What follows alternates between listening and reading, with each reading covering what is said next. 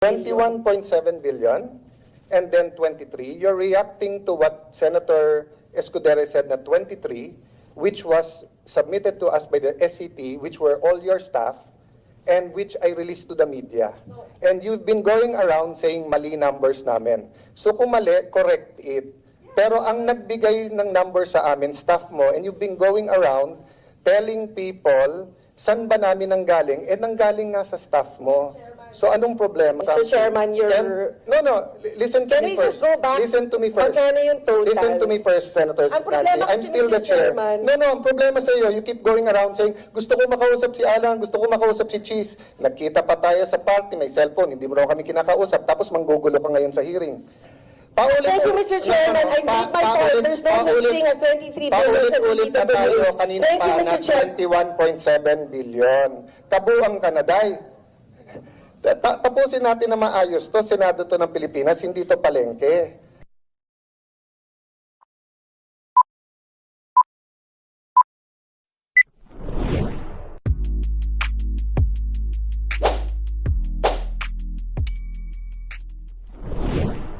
Welcome back sa aking YouTube channel. Para sa first time lang po na manood, please click mo na yung Jeremy's TV Manila. Hindi guys, wala nang bayad o libre lang. Tulong mo na lang din sa kapwa. Alright, thank you very much po. So topic natin po today's video. Senator Binay versus Senator Cayetano nagbangayan. At nag-walk out pa itong si Senator Binay habang naghihiring. Yan guys, yan ang mainit na balita ngayon. Dahil nasa hearing na yung Senate Committee on Accounts na kung saan ang may hawak nito itong si Senator Nancy Binay na pumalit naman ngayon ay si Cayetano. So naalala natin, di ba? Dahil tanggal na itong si Subiri bilang Senate President, tanggal na rin siya bilang Senate Committee on Accounts. Ang pinag-uusapan nila guys ay yung building ng Senado. Yan ang mainit na balita. Kasi nga, nung pinasayan, napagkasunduan nila, panahon pa ni Lacson, kung saan siya yung chairman ng on accounts, Committee on Accounts. 8 billion lang daw ang pinag-uusapan nilang budget para dyan sa Senate hearing, ay Senate building, dyan sa may BGC. Kaya, nagkagulatan, di ba guys? Nung nabalita nga na biglang lobo, di ba? Bakit naging 23 billion yung gastos? So, sa maraming paliwanag, di ba? Siyempre, kailangan nilang mag-hearing. So, dito makikita natin guys na nagkakabangayan na. At sinabi nga nitong si Binay, parang bumabalik yung kanilang dating awayan. Kung maalala nyo guys, di ba? Noong 2015, bago mag-election ng 2016, kalakasan ni Jomar Binay, di ba? Yung kanyang tatay niya sa survey na kung saan malakas siya na parang gusto ng taong bayan, mukhang siya yung mananalong bilang presidente. Di ba? So alam naman natin to si Cayetano, maka Duterte to. So nung panahon na yon, nagkaroon ng issue dun sa building ng Makati, yung City Hall parking building. Di ba? Nakakalaga ng 2 billion, yun ang maalala ko guys. So nagkaroon ng hearing hanggang sa binakbakan nitong si Cayetano yung mga Binay, kung ano-ano ng mga in-expose, nakita ng taong bayan. Alam naman natin pagdating sa Senado guys, public yan. So nalalaman ng taong bayan, isa yon sa nagpatalo kay Binay. Di ba? Tapos kalaunan, napag-alaman natin na tatakbo pa lang Vice President itong si Cayetano sa ilalim naman ni Duterte. So, ibig sabihin, may kasamang politika yung pag-iimbestiga noon sa parking building ng Taguig. Kaya nga, kumbaga, bumabalik guys. Bumabalik ang kanilang bangayan. Pero, sa kabilang banda, kailangan naman talaga nating malaman guys, lalo na yung building na yan, na tinatayo sa taong bayan yan, di ba? Senate building. At kailangan siyempre magpaliwanag lahat ng senador dito kasi nung inaprobahan yan, lahat naman sila umayon, nagkabotohan diyan. Kaya kailangan ipaliwanag ng maayos kung anong mga ba talaga yung nangyari, di ba?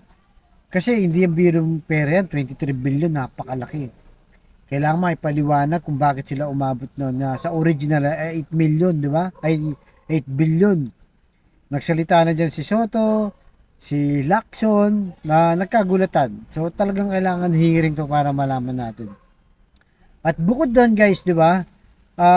May bangayan din ang Cayetano at Binay, di ba? Yung pinag-aagawan yung BGC. Di ba? Tapos yung mga lupa ng mga barangay, di ba?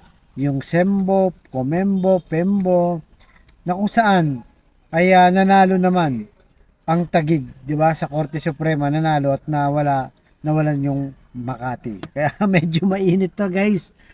Sabihin natin para sa kanilang investigasyon para sa bayan, pero may halong politika to. Lalo pa, itong si Cayetano, alam naman natin, di ba guys? Pag may intention, kagaya nga na sinasabi ni Binay, na mukhang may intention, itong si Cayetano, di ba? So, alam naman natin guys, na minsan bumabalimbing to, di ba? So, yung lumalabas nun, yung 2015, 2016, may balak pala sa tumakbong pagka-vice presidente kay Duterte, kaya binakbakan na binakbakan itong si Jejo Binay. Di ba? So, kaya ngayon, eto na naman, di ba? Bumabalik na naman sila na kung saan ang pinag-aawayan, yun ang building. So, nakita natin guys, talagang sa politika natin, hindi mawawala yung personal na interest. Pero kailangan naman malaman ng taong bayan talaga guys. Wala tayong kakampihan dito dahil kailangan nila magpaliwanag talaga.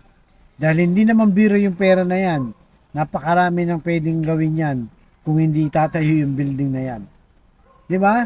At naitayo yan during natin guys, alam natin mga pandemic pa yata nung napag-aproba nila yan, wala pang pera nun, di ba? So marami pang pag-uusapan, marami pang hearing, di ba, sa kanilang bakbakan ng Cayetano at Binay, na sana nga para sa taong bayan ay ayusin, di ba?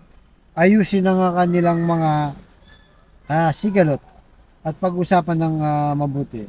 Kaya sabi nga ni Nancy Binay dito guys, alam mo, noong umpisa ayaw kong isipin na may ganoong anggulo Pero habang tumatagal, parang bumabalik pa rin tayo doon sa Taguig Makati issue.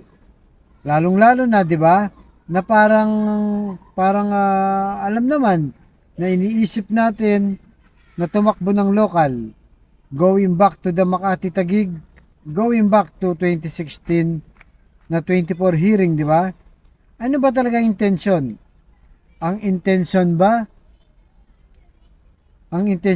ay tapusin ang building, malaman ang katotohanan sa building, or it's all about politics like 2016? Di ba, kung makikita nyo, same template, same component. Mga 2015, ginamit niya yung hearing sa Senado dahil dyan sa Makati Taguig issue.